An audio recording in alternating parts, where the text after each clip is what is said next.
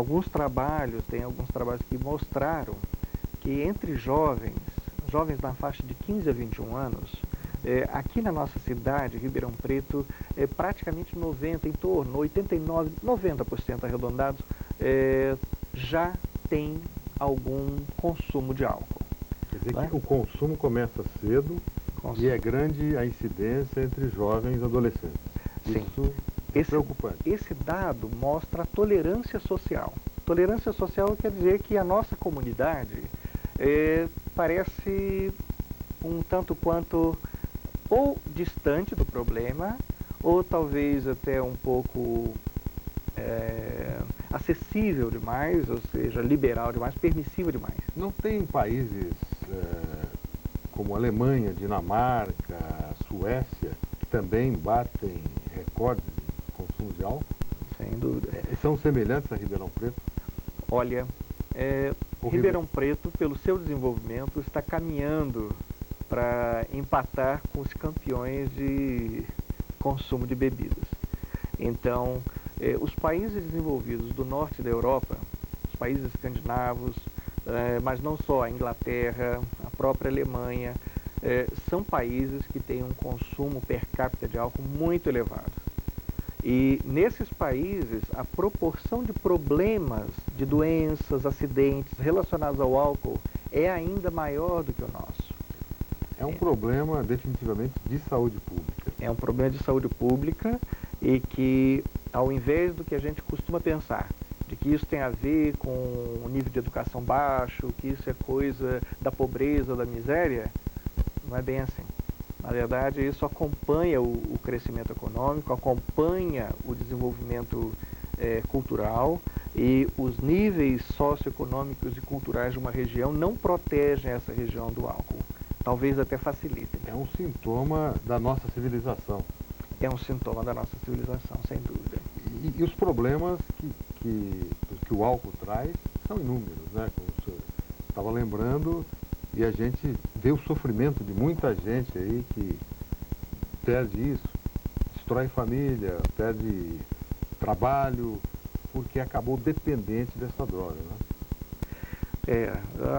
Quando vamos examinar algumas estatísticas que aqui no Brasil já se levantaram há alguns anos atrás, então se observa que em estatísticas criminais relacionadas a conflitos familiares, brigas familiares, o álcool está envolvido em mais de 40% dos casos. Eu gostaria de mostrar um depoimento de um ex-alcoólatra que hoje ele faz parte dos Alcoólicos Anônimos.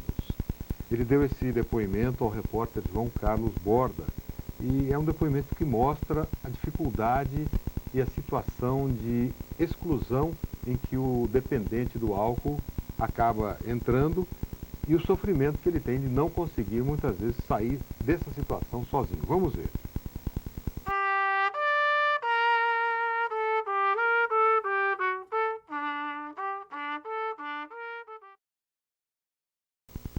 Ao que o senhor atribui o sucesso de recuperação do hábito, no sentido de permitir que as pessoas possam vencer essa dificuldade?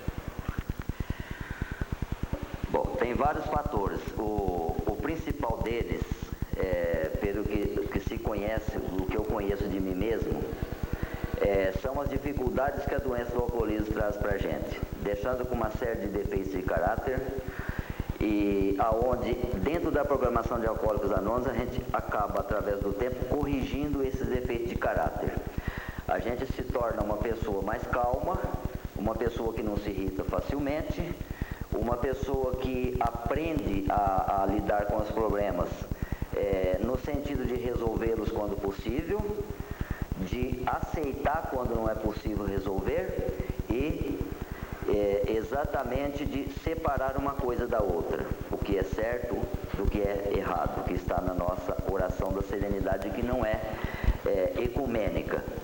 Então, o alcoólatra tem, por natureza, por característica da doença do alcoolismo, de não gostar, em hipótese alguma, de ser chamado a atenção. E, infelizmente, no mundo lá fora, o que acontece é exatamente isso. Todo mundo em cima do alcoólatra chamando a atenção. Primeiro, não entendendo que ele é doente, achando que ele é uma pessoa fraca, que ele é uma pessoa sem caráter, uma pessoa sem vergonha. E, na verdade, a sociedade não gosta de bêbado, nós sabemos disso, né? O que é o bêbado para a sociedade e para a família? Como é que a sociedade e a família veem o bêbado? O que a sociedade e a família vê no bêbado? Olha, eu vou dar um exemplo aqui, que parece até uma brincadeira, mas é uma coisa muito séria. Se alguém da sociedade vê uma pessoa caída na rua, na calçada, e chega próximo para ver o que está acontecendo com ela, se é um ataque epilético ou se sofreu um acidente e tal, e sente o cheiro do álcool, a reação das pessoas é a seguinte: deixa ela aí, que a hora que a bebedeira sarar, ela vai levantar e vai para casa, ou vai para onde puder, entendeu? Então, é uma discriminação muito forte que existe em relação ao bêbado, né? E que a sociedade não entende como um doente. E também não vamos dizer que a sociedade está errada, porque é falta de informação, que é uma luta nossa de levar a informação o máximo possível para que as pessoas ajudem, porque nenhum bêbado se recupera sem ajuda, sozinho ele não consegue, não existe no mundo inteiro que se tenha conhecimento que alguém tenha conseguido recuperar sozinho. Existe até casos das pessoas que acabam bebendo muito e um dia batem o pé e não bebem mais, certo? Só que aí fica uma dúvida: era alcoólatra ou não era alcoólatra? Ninguém pode afirmar que era ou que não era, porque a doença não pode ser diagnosticada, tá certo? A medicina ainda não descobriu nada a respeito disso. E os jovens aparecem com maior frequência? Olha, ultimamente, provavelmente pelas informações que hoje estão muito mais fáceis, desde a internet e as divulgações que o próprio AA faz, as clínicas, a própria novela que veio aí ultimamente, né? Se a pessoa, através dessas informações, ela acaba ficando em dúvida. Fala: será que eu com 20 anos, com 22 anos, ou mesmo com 18 anos, que já existem casos, se eu não tenho problema, eu estou partindo para o alcoolismo, né, final, vamos dizer assim. Então, elas já estão procurando ajuda e entrando em recuperação. Mas eu acho que é realmente essa conscientização que na nossa geração nós não tivemos. Tá certo? Nós não sabíamos que era doença, que tinha cura, que tinha os tipos de ajuda. Na nossa época nós não tivemos. Hoje já tem bastante. E uma preocupação maior também de todos os segmentos da sociedade. Os próprios pais, né, com a preocupação da dependência química, as escolas, o governo, né, a sociedade como um todo, já orientando nesse sentido. Como a família e os amigos podem ajudar uma pessoa que tem uma dependência alcoólica? Amor, carinho e solidariedade, procurando todo tipo de ajuda que possa existir dentro da possibilidade de cada um, né? Porque aí tem o problema financeiro também. O tratamento nas clínicas a gente sabe que é bastante caro, né? Mas se houver um apoio familiar, de quem quer que seja da família, no sentido de amparar aquela pessoa, de ajudá-lo realmente, né? As pessoas até vêm aqui para lá junto com elas, nos primeiros dias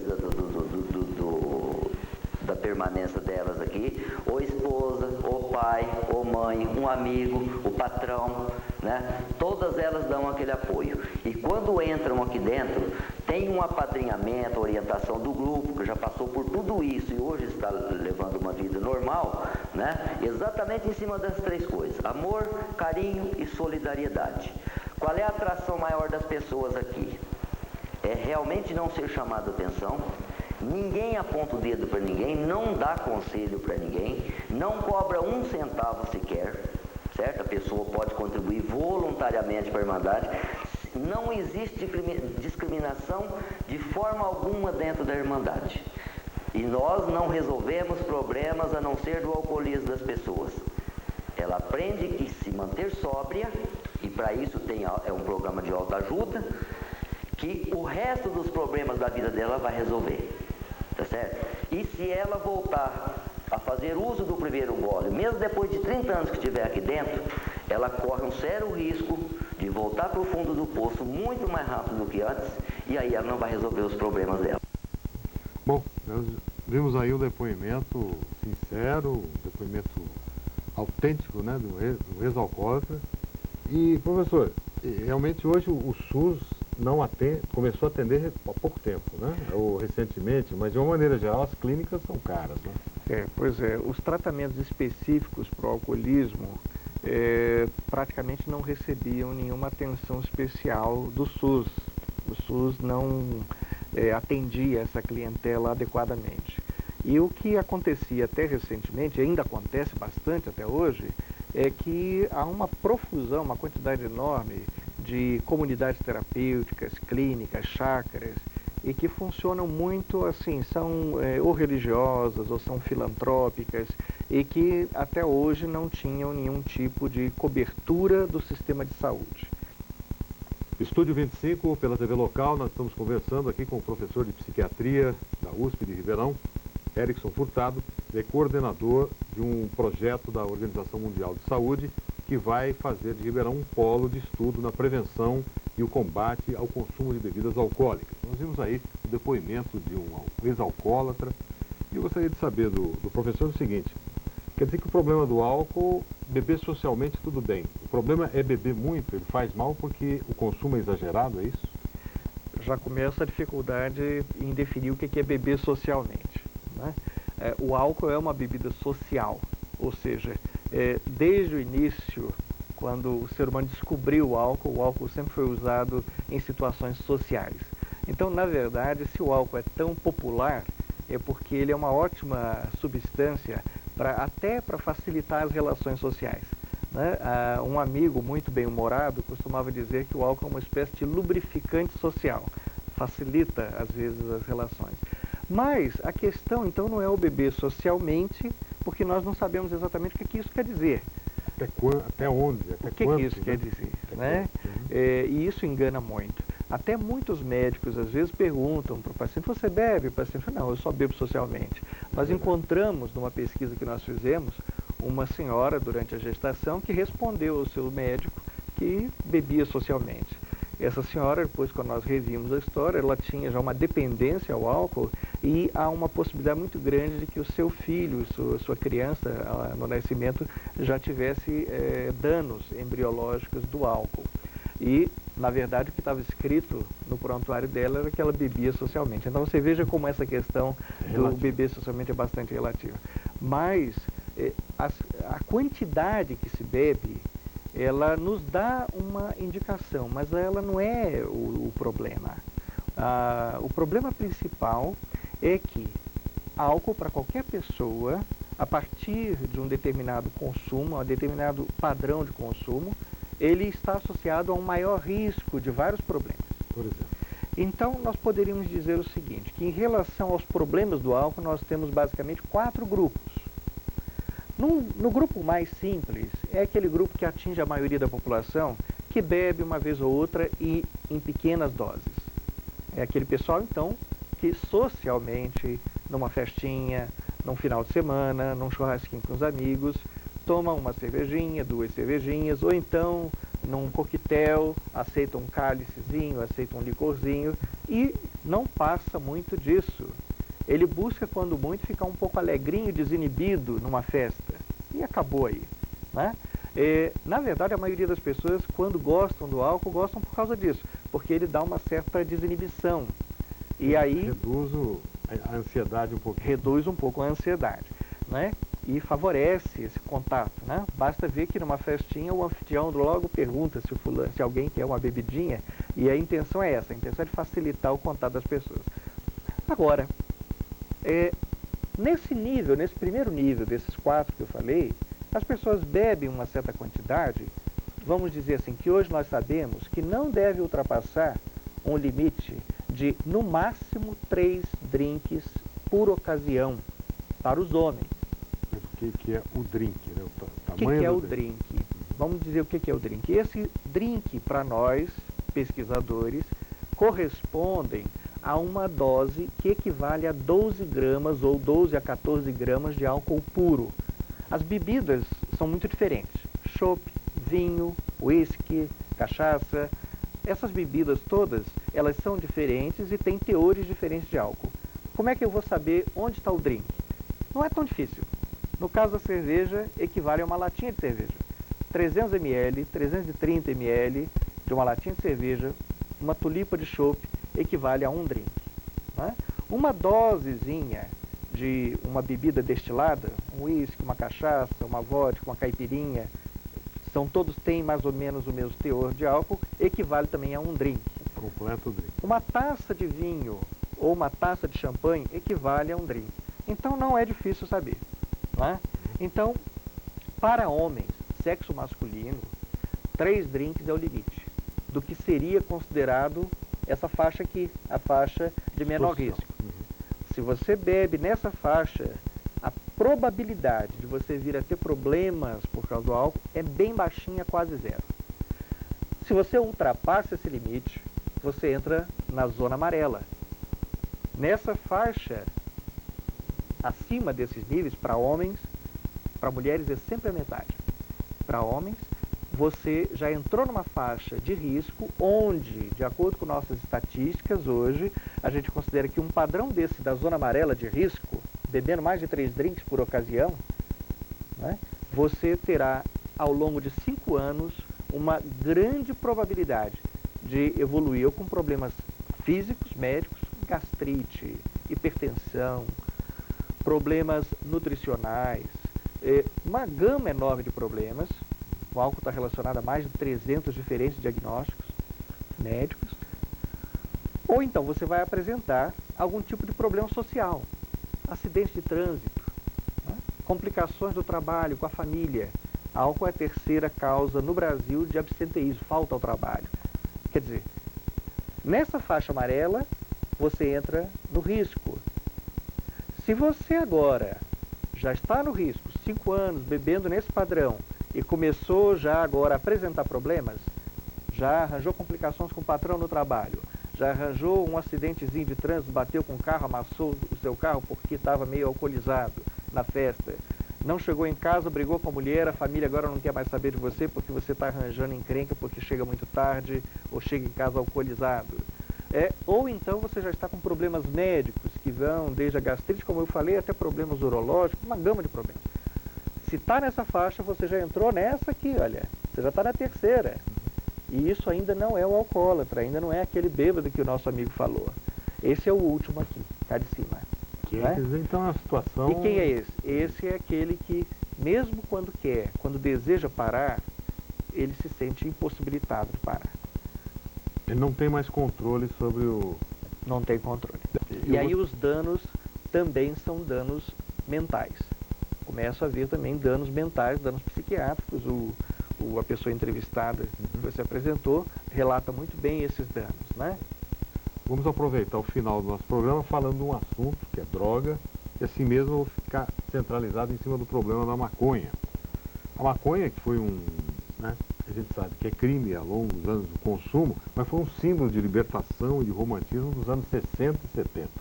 Mas hoje parece que pesquisas científicas mostram que a maconha faz tão mal quanto qualquer outro tipo de droga. O repórter João Carlos Borda ouviu a professora de enfermagem psiquiátrica da USP de Ribeirão Preto, Sandra Pilon. Veja o que ela diz. Professora, a maconha ao longo do tempo foi modificada ou continua desde aquele momento em que ela surgiu?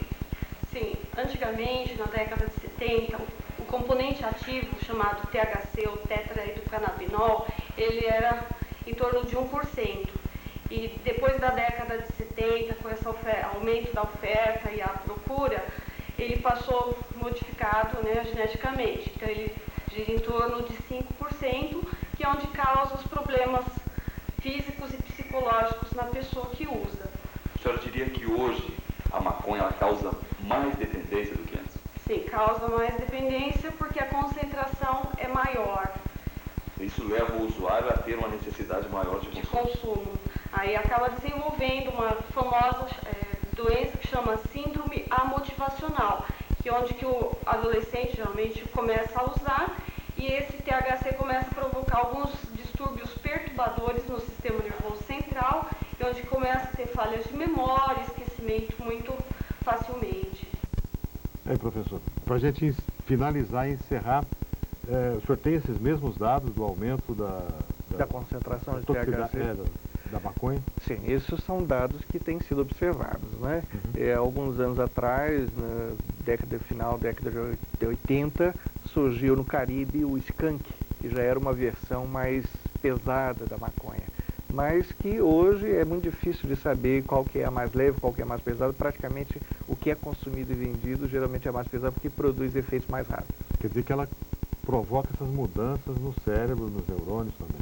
O THC, né, o tetraidrocanabidiol, que é a substância ativa da maconha, causa isso. Isso está comprovado. Alguns anos atrás tinha-se dúvida se produzia ou se não produzia. Hoje, estudos de laboratório com animais, se já podemos obter dependência à maconha em ratos de laboratório. Então, é mais do que provado que realmente causa dependência. E não só causa dependência, causa também síndrome de abstinência, e coisa que durante muitos anos se pensava que não causava. Bom, fica aí o alerta, mais uma vez, né, contra o álcool, contra o uso da maconha e qualquer tipo de droga. É preciso haver maior comunicação entre as gerações, em primeiro lugar. A mídia, em que ela pode contribuir? Ela pode contribuir no momento em que ela não artificializa essas relações humanas, quando ela enfatiza por demais essas diferenças. Essas diferenças são artificiais. A mídia também contribui muito quando ela dá espaço, como hoje aqui, para que a gente possa trazer informações objetivas, porque infelizmente existe muita lenda, muito boato, muitos conceitos vagos. Por exemplo, em relação à maconha, já ouvi muitos jovens dizer o seguinte: mas como que é uma planta? Isso não é natural? Não é uma coisa artificial? Então, infelizmente existem muitas lendas e a mídia pode ajudar muito no sentido. Vejam bem, quando a imprensa, Gutenberg, começou essa história toda de inventar os jornais, o grande sonho dele é que as pessoas fossem mais esclarecidas. E graças a ele, graças àquela imprensa de Gutenberg, hoje nós temos uma sociedade democrática. Não seria hoje o caso da nossa imprensa, da nossa mídia, se tornar a mídia de Goebbels, dos nazistas, dominando e, na verdade, embrutecendo as populações. Isso não é o serviço da mídia, pelo contrário, é de esclarecer as pessoas. Ok. Muito obrigado, professor Erickson Furtado. Muito obrigado você pela sua atenção. Estúdio 25 volta na próxima quinta-feira com um novo tema. Boa noite e uma ótima semana a todos.